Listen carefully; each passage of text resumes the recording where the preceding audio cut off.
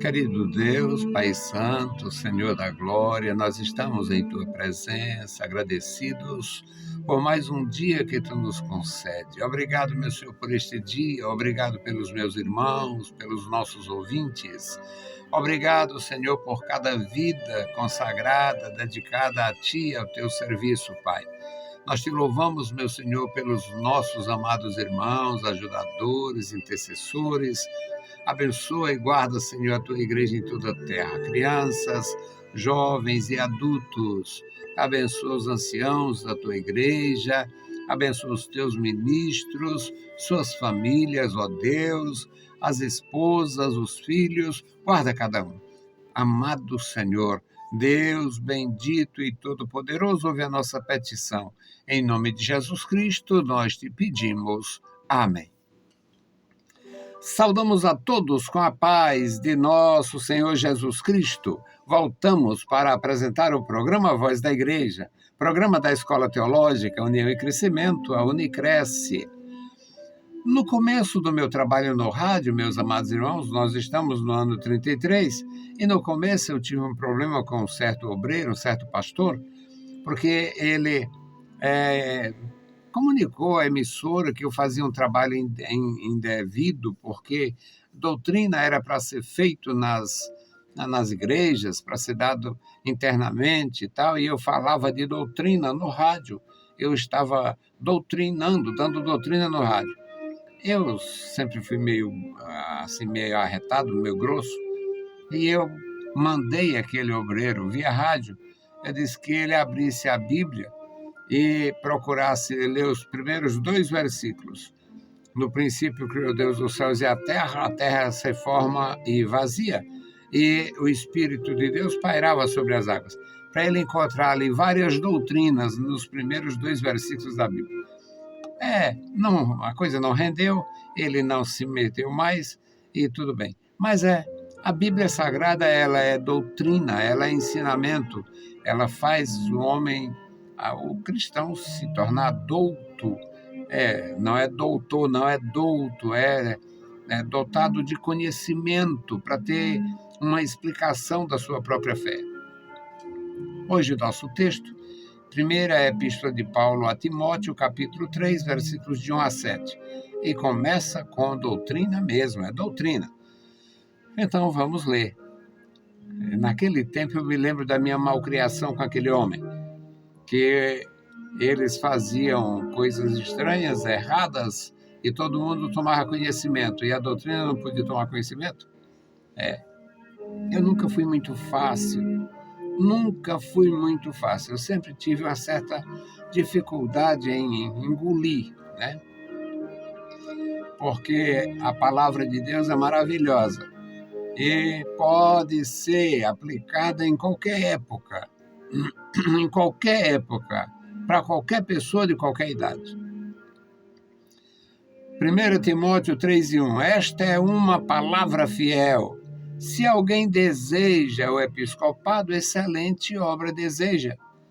Convém, pois, que o bispo seja irrepreensível, marido de uma mulher, vigilante, sóbrio, honesto, hospitaleiro, apto para ensinar, não dado ao vinho, não espancador, não cobiçoso de torpe ganância, mas moderado, não contencioso, nem avarento, que governe bem a sua própria casa, tendo seus filhos em sujeição em toda modéstia.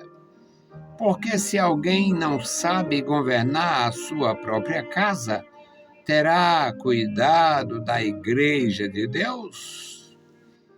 Não neófito, para que não se ensoberbecendo, não caia na condenação do diabo. Convém também que tenha bom testemunho dos que estão de fora, para que não caia em afronta e no laço do diabo. Louvado seja o nosso Senhor. Bendito Deus, lemos a Tua palavra, pedimos a Tua graça e direção. Abençoa os nossos ouvintes, dá graça aos nossos irmãos, manifesta o Teu poder, fala com cada um, Pai. Amado Senhor, nos dá entendimento, abençoa os meus alunos, ex-alunos e todos os que venham a ter contato com as nossas publicações. Amado Senhor, ouve a nossa petição. Em nome de Jesus Cristo, nós te pedimos. Amém. Meus queridos irmãos, esta leitura é um texto pequeno, mas revestido de importância. Primeiro, ele fala do funcionamento, a funcionalidade da igreja, e fala sobre os condutores na igreja. Diz, esta é uma palavra fiel. A palavra de Deus é uma palavra fiel, uma palavra santa, uma palavra de instrução para as pessoas que querem viver e ser fiéis. Esta é uma palavra fiel. Se alguém deseja ser bispo, se alguém deseja ser bispo, excelente coisa deseja. Olha, era um privilégio, e é um privilégio, e será um privilégio ser um ministro de Deus, ser um bispo. O bispo era, no conceito da igreja, no princípio, digamos que o bispo fosse como um ancião dos judeus ou como um centurião dos romanos. As sinagogas não reuniam muita gente. As sinagogas não eram a coisa. Vamos fazer a sinagoga bem grande para caber muita gente. Não. A sinagoga era um espaço relativamente pequeno para unir as pessoas que moravam ali pertinho. Porque entre os judeus existia, além das instruções da palavra, tinha as explicações dos mestres, e uma destas regras é que um judeu não deveria andar mais do que 1000 passos, 1000 passadas, num dia de sábado, porque até 1000 passadas é como se fosse realmente só uma obrigação. Acima de 1000 passadas, para eles, é como se implicasse em trabalho. Era uma coisa dos homens mesmo. Jesus Cristo andou criticando essas coisas, mas continuou. Bom, então, aqui neste texto diz que se alguém deseja ser um bispo na igreja do Senhor Jesus, é um desejo nobre. É um desejo nobre. Agora, eu correspondo? Você corresponde? O versículo 2. Convém que o bispo seja, primeiro, irrepreensível. Não pode ser um velhaco, não pode ser um ladrão, não pode ser um adúltero, não pode ser um cara, um tarado sem futuro, que se aproveite de mulheres carentes e sofrendo separações ou viuvez. Não pode. Ser irrepreensível impede que o sujeito seja um debochado, um sem respeito. A mulher cheia de problemas com o marido ou ex-marido, ou na viuvez, ou na separação mesmo, problema grave, às vezes muito, muito necessitada emocionalmente e financeiramente. Então, alguns sem qualificação se aproveitam desta fragilidade. E na palavra de Deus, a instrução é o seguinte: o bispo, se ele deseja ser bispo, nós não usamos, na nossa denominação, na Assembleia de Deus, não se usa este tipo de termo. Agora estão usando tudo, porque tem um bando de ordinário que estão virando a igreja, estão botando, o teto está no chão e os alicerces estão para cima, na cabeça deles. Mas não foi um título usado pela nossa igreja, mas ele é sinônimo. O bispo na igreja, nas escrituras, é sinônimo de ancião e de presbítero. são sinônimos, bispo, ancião e presbíteros. Então, se alguém deseja ser um ancião, um bispo ou um presbítero, que, dependendo da denominação, usa a terminologia, ele precisa ser irrepreensível,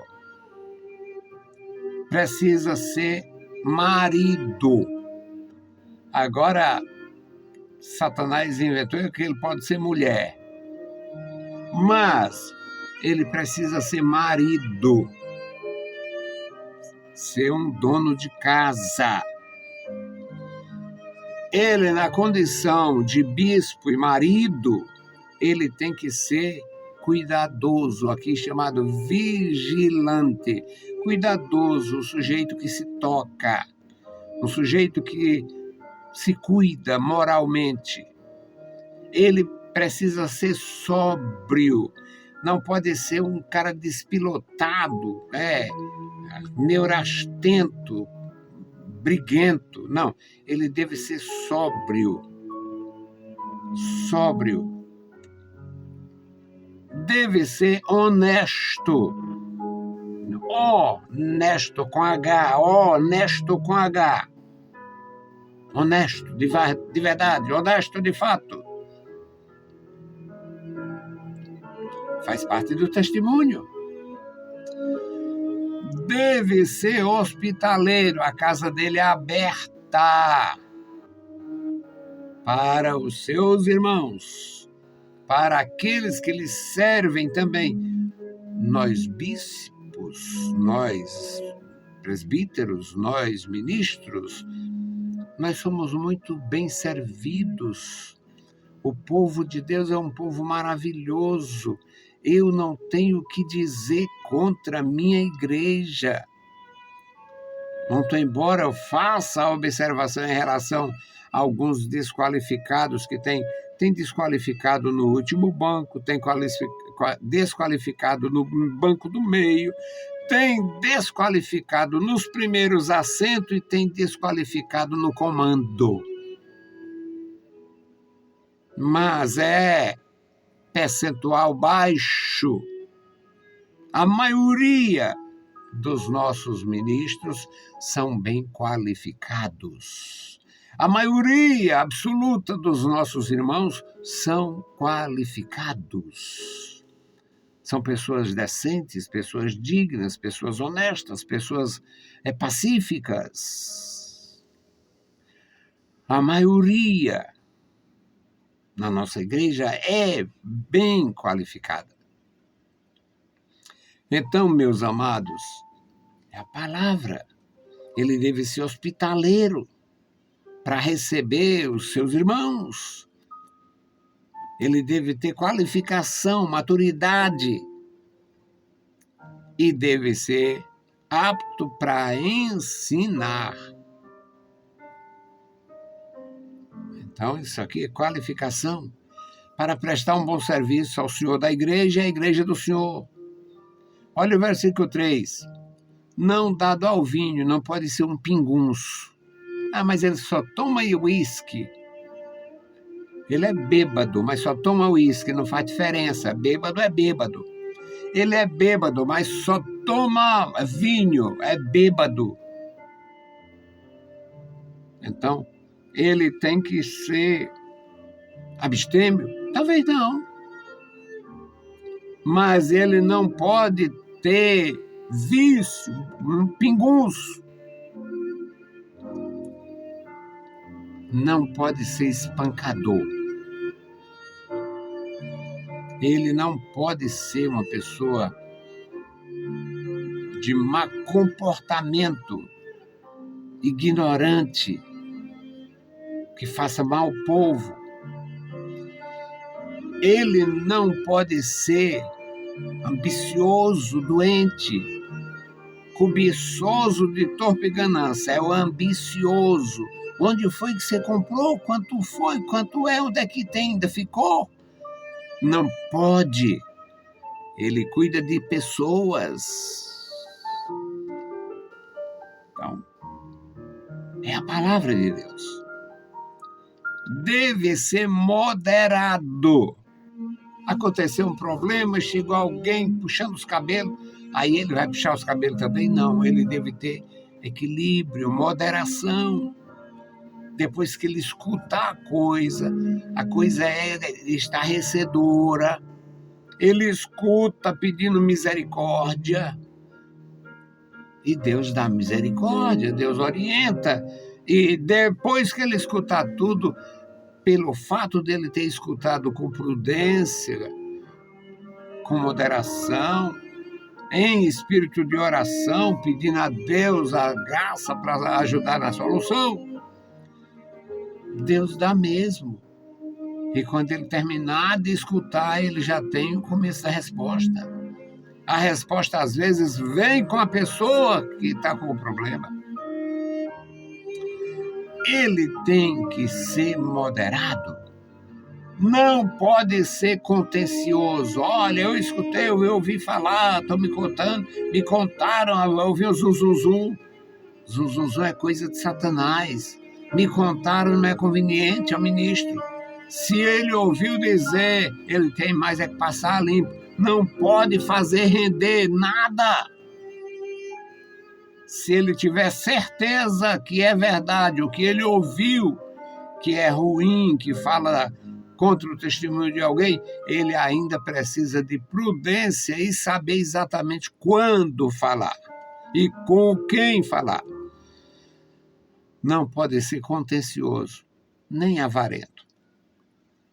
O que você tem vale mais do que o que você é. Isso é avareza. Você é importante, é muito mais do que tudo que você tem. Aliás, o que você tem, você conquistou, você ganhou, você adquiriu, porque você tem mais valor do que aquilo. Então, ninguém pode, um bispo, servo de Deus, um presbítero que serve a Deus, um ancião na casa de Deus, e ancião aqui não tem nada a ver com a idade, é a posição, não pode ser um avarento, tem que ser uma pessoa moderada e tem que ser uma pessoa que tenha cuidado do povo de Deus. No versículo 4, aí tem outra coisa interessante. Ele tem obrigação de ter sua casa bem ordenada, que governe bem a sua própria casa, tendo seus filhos em sujeição. A família, na presença de Deus e a orientação divina sendo padrão. Que governe bem a sua própria casa, tendo seus filhos em sujeição, com toda modéstia. Ele tem as coisas, e ele tem família, e ele tem autoridade, mas ele é necessário. Se tem moderação, ele não vai estar batendo no peito. Olha, porque aqui quem manda sou eu, isso aqui e tal. Na minha casa é diferente. Você está passando por isso aí porque você é besta, é um banana lá em casa. Não pode. Ele tem que ter modéstia, temperamento moderado. É a palavra de Deus. Ensina para todos. Não ensina para bispo solteiro. A Bíblia Sagrada não recomenda bispo solteiro. Por quê? Porque o bispo tem necessidade de ter essa estrutura. Casa organizada, família organizada, até mesmo ajudando na obra de Deus. Um homem que não tem mulher, um bispo sem esposa, como é que ele cuida da igreja? Na hora que vai confessionário, não é coisa da igreja cristã. Ele tem que ter, no mínimo, uma mulher equilibrada. Uma mulher equilibrada. A minha nunca gostou de ouvir confissão de crente, porque tem umas confissões que o pastor se arrepia todinho. Acontece o seguinte, que eu recebo na minha casa, atendo na casa das pessoas, atendo na igreja, atendia na igreja, atendo na igreja. Converso e oriento pelo poder de Deus. Na minha casa, muitas vezes, é só eu e o casal. Minha mulher está ali perto. Serve a gente, serve alguma coisa e tal.